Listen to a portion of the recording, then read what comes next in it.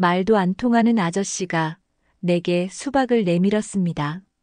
일본에서 시모노세키까지 자전거로 달렸던 한 외국인이 이번엔 한국 부산에서 서울까지의 여정을 시작했는데요. 그가 한국에서 겪은 일 믿어지시겠어요? 정교한 시스템에 놀라고 낯선 교통규칙에 당황하던 그에게 한 조각의 수박이 전해준 것은 그 어떤 관광지보다 깊은 감동이었습니다. 이 이야기는 단순한 여행기가 아닙니다. 시스템과 마음이 만나는 특별한 순간들에 관한 이야기예요. 600km가 넘는 여정에서 한 외국인이 발견한 한국의 진짜 모습을 들려드리겠습니다. 구독과 알림을 해주시면 저에게 큰 힘이 됩니다.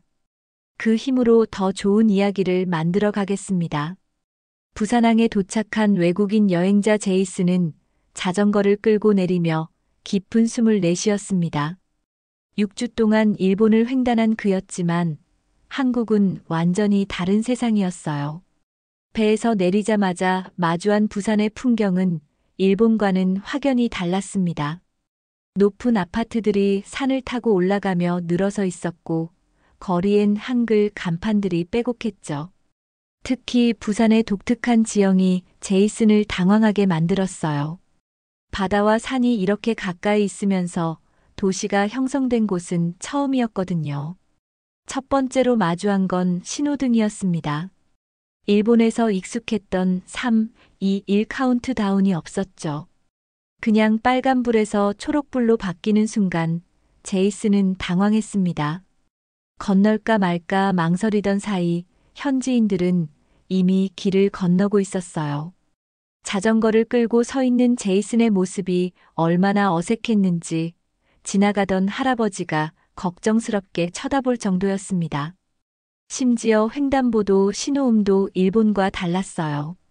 일본에서는 뚜뚜뚜 소리였는데 한국에서는 삐용삐용 하는 멜로디였거든요.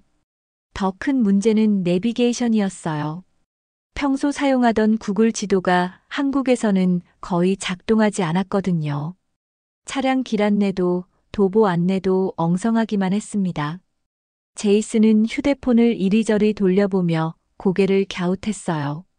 위성 신호는 잡히는데 왜 정확한 위치가 안 나올까? 길을 찾으려고 지도를 확대하고 축소하길 반복했지만 소용없었습니다.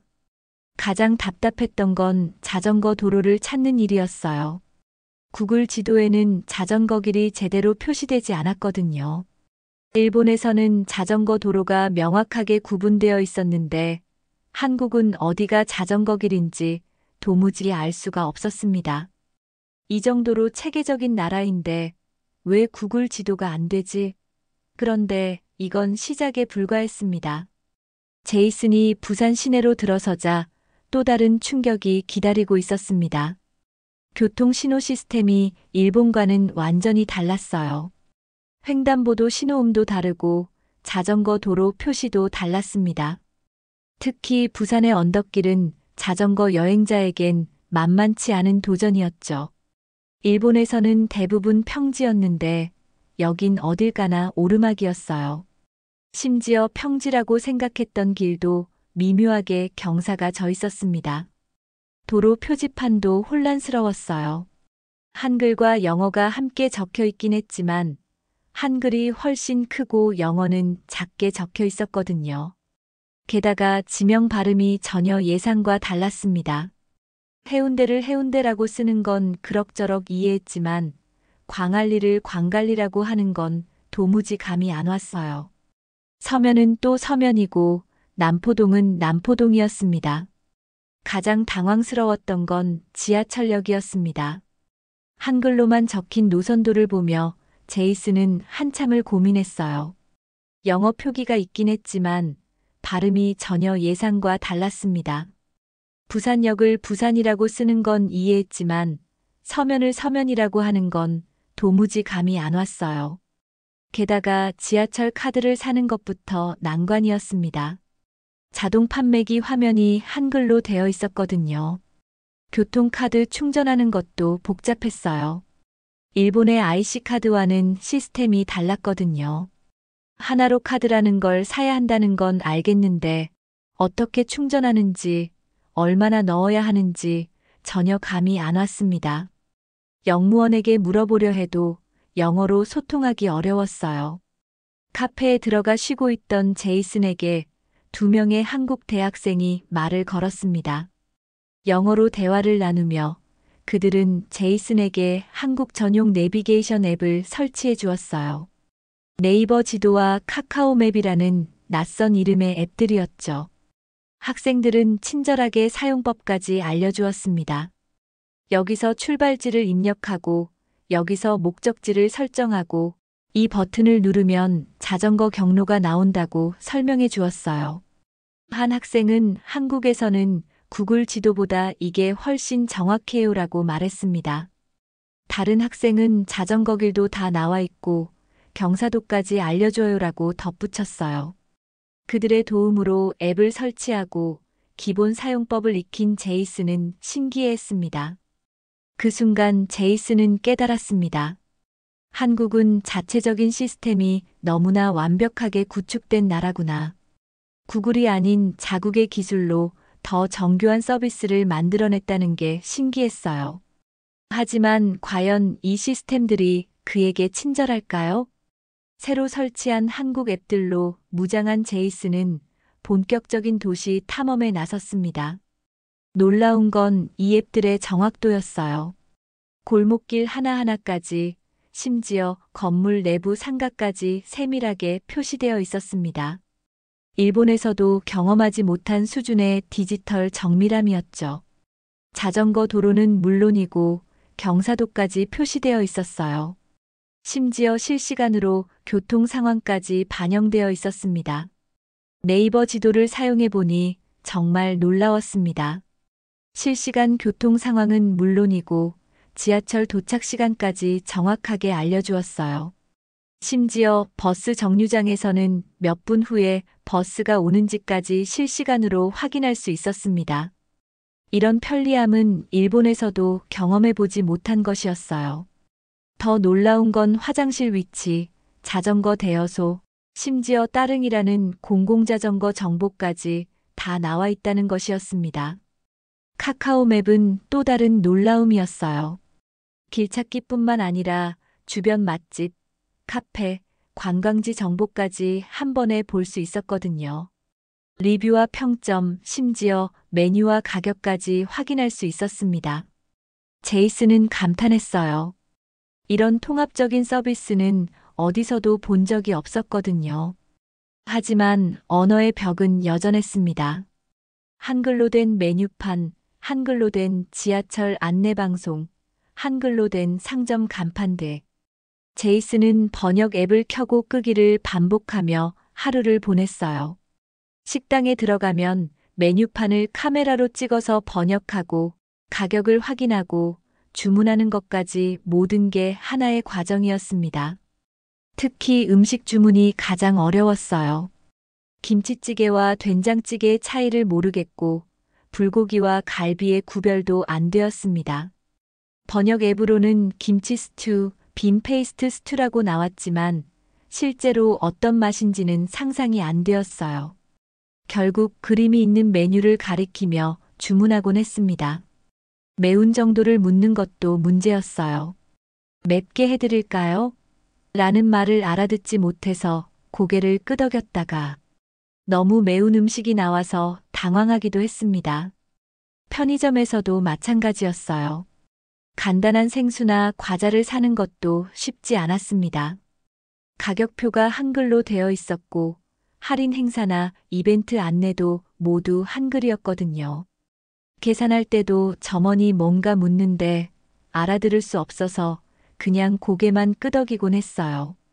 체계적이지만 접근하기 어려운 이 나라에서 그는 점점 지쳐갔습니다. 시스템은 완벽했지만 마음은 외로웠어요. 모든 게 너무 정확하고 빠르지만 동시에 너무 낯설고 복잡했습니다. 그런데 저녁 무렵 그의 여행을 완전히 바꿔놓을 만남이 기다리고 있었습니다. 해가 지고 있는 골목길에서 제이슨은 잠깐 쉬기 위해 한 식당 앞 벤치에 앉았습니다. 하루 종일 복잡한 시스템들과 씨름하느라 머리가 아팠거든요. 자전거에 매달린 무거운 짐가방들 때문에 어깨도 결렸고 언덕길을 오르내리느라 다리도 아팠어요. 무엇보다 혼자라는 외로움이 몰려왔습니다. 모든 게 낯설고 어려웠어요. 골목길은 조용했어요. 저녁 준비를 하는 식당에서는 고소한 냄새가 흘러나왔고 어디선가 한국 드라마 소리도 들렸습니다. 김치찌개 끓는 냄새, 고기 굽는 냄새, 마늘 볶는 냄새가 섞여서 나는 향이 제이슨의 후각을 자극했어요. 배는 고픈데 메뉴를 이해할 자신이 없어서 망설이고 있었습니다. 제이슨은 그 평범한 일상의 소리들을 들으며 잠시 눈을 감았어요. 일본에서의 여행이 그리웠습니다. 적어도 거기서는 한자 덕분에 대충이라도 뜻을 짐작할 수 있었거든요. 하지만 한글은 정말 하나도 알 수 없었어요. 동그라미, 세모, 네모 같은 글자들이 조합되어 있지만 무슨 뜻인지 전혀 감이 안 왔습니다. 휴대폰 배터리도 부족해지고 있었어요. 하루 종일 번역 앱과 지도 앱을 켜놨더니 배터리가 금방 닳았거든요. 보조 배터리는 짐가방 깊숙이 들어있어서 꺼내기 번거로웠고요. 이럴 때일수록 누군가와 대화하고 싶었지만 언어가 통하지 않으니 그것도 쉽지 않았어요. 그때였습니다. 식당에서 나온 중년의 아저씨가 조용히 그에게 다가왔어요. 앞치마를 두른 모습으로 보아 식당 사장님 같았습니다. 아저씨는 제이슨을 잠깐 바라보더니 다시 식당 안으로 들어갔어요. 뭔가 이상하다고 생각하던 제이슨 앞에 아저씨가 다시 나타났습니다. 이번엔 손에 뭔가를 들고 있었어요. 아저씨는 말없이 빨갛게 익은 수박 한 조각을 제이슨 앞에 내밀었습니다. 제이슨은 당황했어요. 왜 갑자기? 뭔가 잘못된 건 아닐까? 돈을 내야 하는 건 아닐까? 하지만 아저씨의 눈빛에는 따뜻함이 있었습니다. 고맙다고 손짓하는 제이슨에게 아저씨는 또 한 조각을 더 내밀었어요. 그리고는 환하게 웃으며 식당 안으로 들어갔습니다. 그 순간 제이슨의 여정은 완전히 바뀌기 시작했습니다. 그 수박 조각을 받아든 제이슨의 마음에 뭔가 뜨거운 것이 올라왔습니다. 단순히 목마름을 해소해주는 과일이 아니었어요.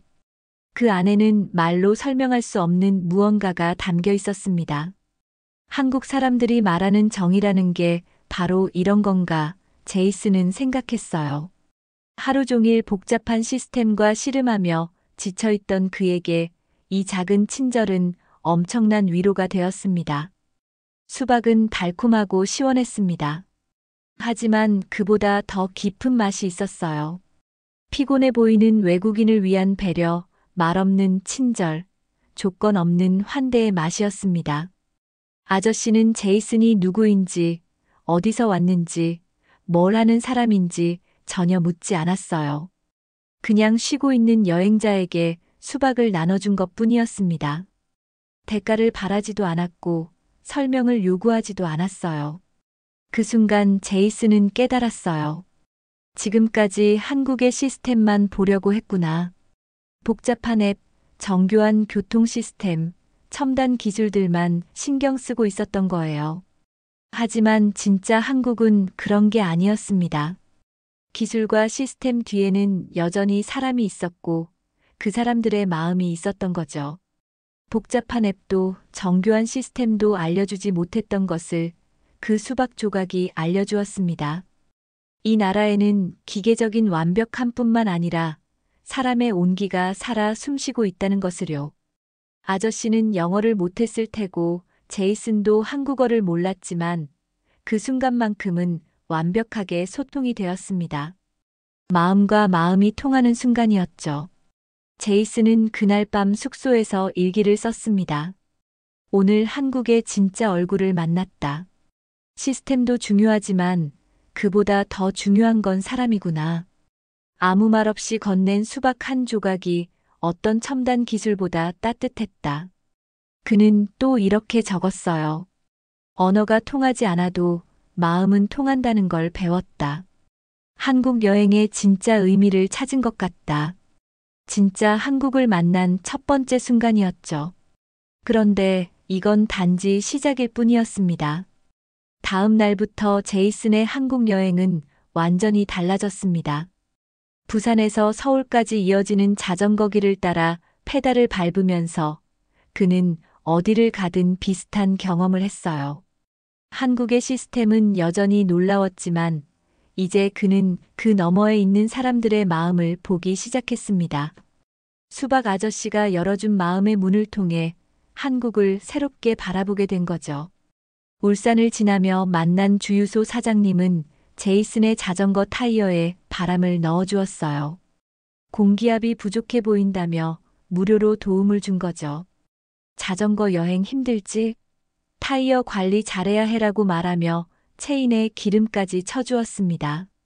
언어는 완전히 통하지 않았지만 몸짓과 표정으로 충분히 소통이 되었어요. 경주에서는 한 할머니가 더위에 지친 그에게 시원한 보리차 한 잔을 건네주었습니다. 많이 덥지? 하며 부채질까지 해주시는 할머니의 모습에서 제이슨은 어머니의 마음을 느꼈어요. 할머니는 계속해서 물 많이 마셔, 천천히 가라고 말씀하셨는데 제이슨이 알아듣지 못하자 손짓발짓으로 설명해 주셨습니다.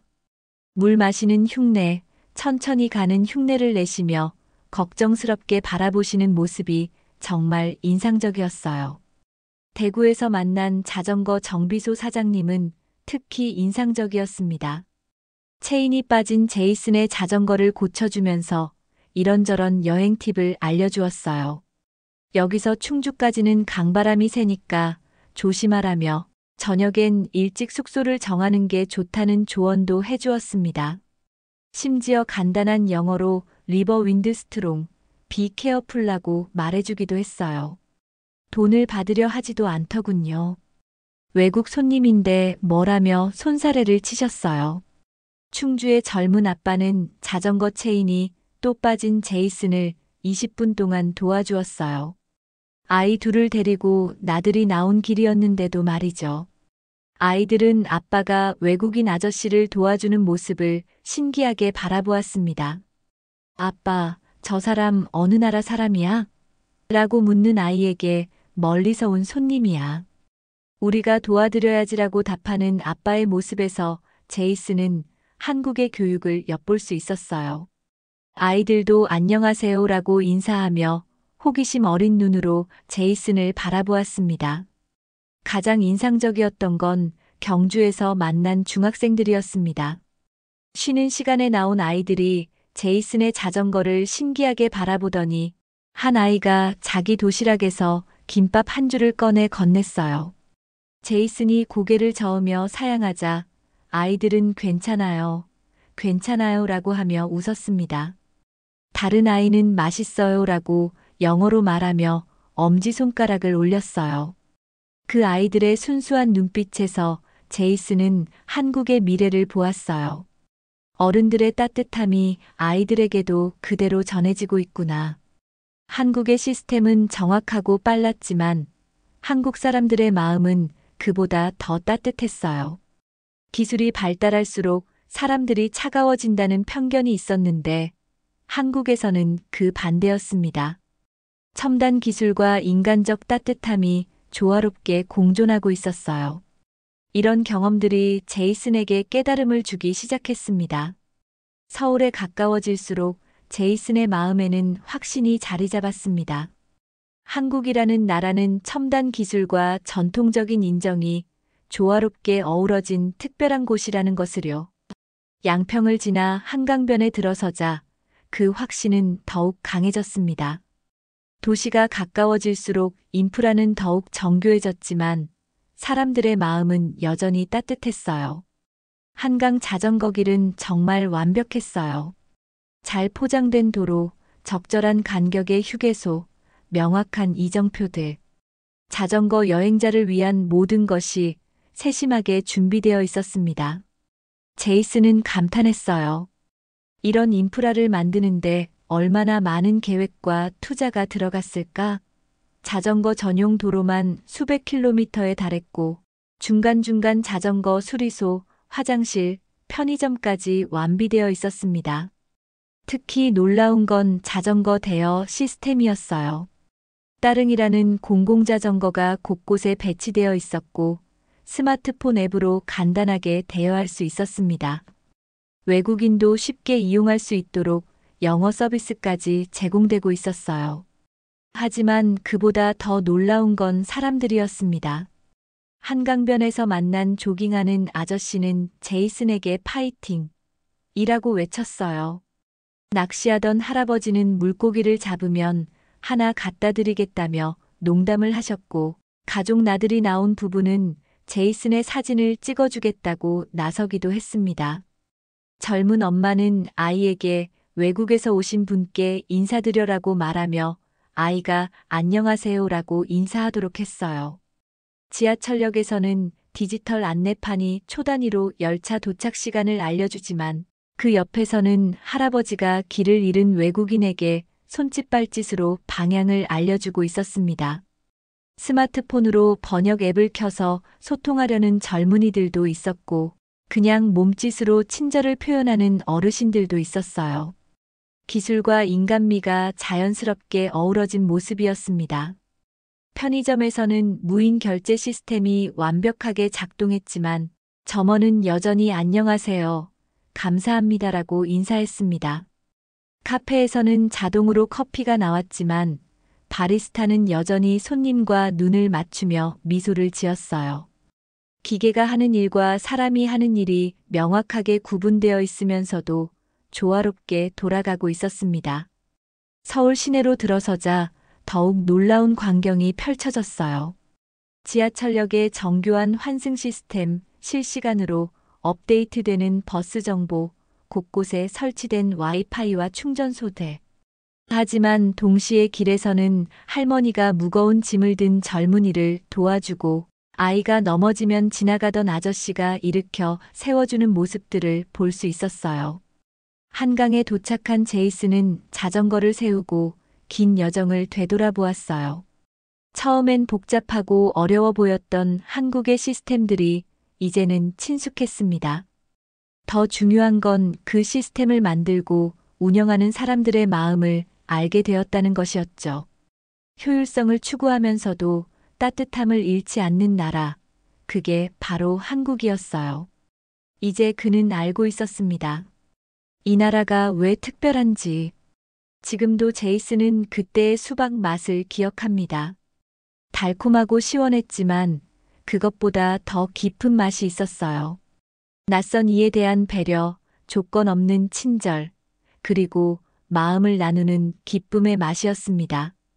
그 한 조각이 제이슨에게 가르쳐 준 건 한국어 단어 하나였어요.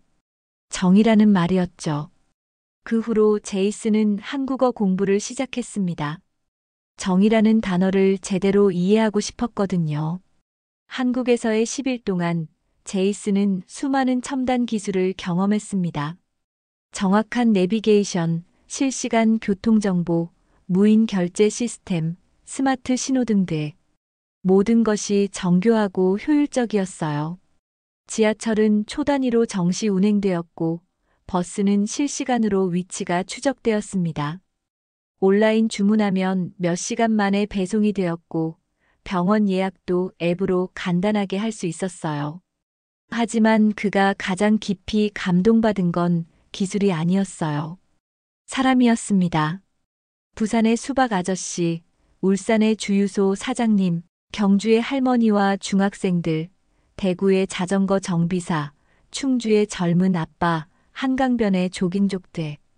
이 모든 사람들이 제이슨에게 같은 메시지를 전해주었어요. 당신은 혼자가 아니다라는 메시지를요. 특히 인상적이었던 건 세대를 불문하고 모든 사람들이 따뜻했다는 것이었어요.